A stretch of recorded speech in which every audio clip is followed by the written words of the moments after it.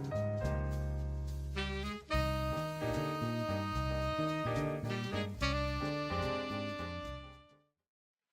everybody, it is me, EarthBound, and today we are talking about High School DXD Hero, Episode 7, the review of the lifetime. But no, it isn't. But I'm doing this review a little bit differently. I'm going to be doing each section of this episode separately, so I'm going to do the first 10 minutes of this episode, and then I'm going to watch the rest, and I'm going to talk about that, because sometimes I don't think that I'm talking about the whole entire thing, so yeah. So this episode, the Opie Dragon stage play. Wow, this is just amazing to witness. I don't know if it's like this in the light novel or manga, but just wow. You witness a stage play with Issei playing the Opie Dragon, and then you have everyone else playing villains and stuff like that. Kaneko's villain seemed pretty cute. Like she looked like Catwoman. And at first I was like, wait, but she can't be Catwoman. Her like boobs aren't big enough. But then later on when you see them taking a break after the show, everyone's going on to Issei like they did at the school trip, but now it's everyone, and like you like see like everyone's Opie, and you're just like, did everyone grow a size? Because especially Irina, when Issei was helping Irina with her dress, like in my head, and I was saying a little bit out loud while I was watching this episode, I was like, Irina's boobs weren't that big, were they? Were they always that big? Is she bigger than Xenevia? Oh my god! Like explosion. The more you know. Just wow, explosion boost. Just like wow. Especially after that scene with the arena, how she was going on to Issei, like she was going full into it. Like especially during the school trip, how she was like trying to come to terms with her being a part of the harem and liking Issei, and then like she was going full into it, just like Zenevia does, where she was like being like exactly like her and going on to her and stuff like that. Really amazing to witness her doing that, especially with her like trying to forgive the Lord and being a fallen angel, and then seeing everyone else like show their opie and then going on to him and trying to get onto him. But I guess Rias needs to be the deal breaker.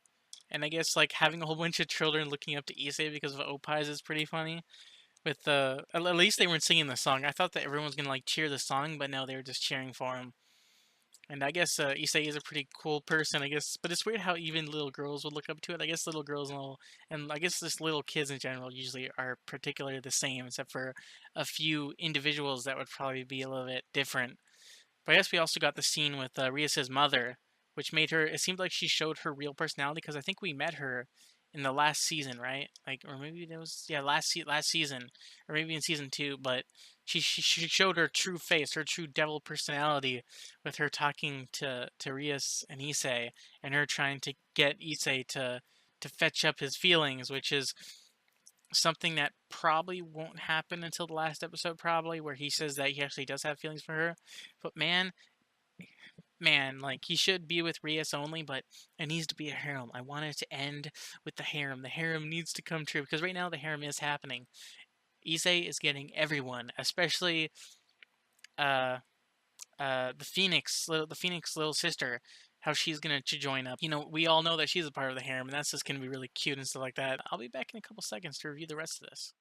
I am back. It seems like this episode went really depressing, and then it went straight back up to being epic, like with all that talking. But just like I was talking about, like maybe we wouldn't see the Phoenix Girl until later on. I already forgot her name, even though that I just watched the whole entire episode. But the Phoenix Girl transferred right away and went into them just talking to her and stuff like that.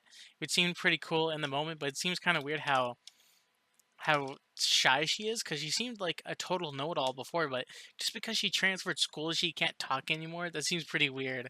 Or just because she can't act like the way she did, because she was like a high-level devil that it seemed like she didn't care about anything. So I guess Issei was right when he said that seeing her being all shy and stuff like that seemed really weird.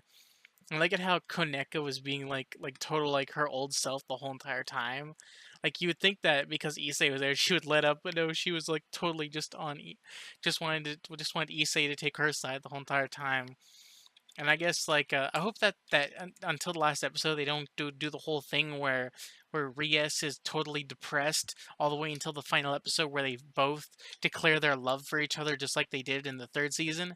That's probably what's gonna happen. I can like tell that that's probably what's gonna happen, unless she's gonna like be sort of depressed, but then she's gonna like be uplifted by Issei saying something epic. But But it seems kind of sad how they went to how they explained Sagred's.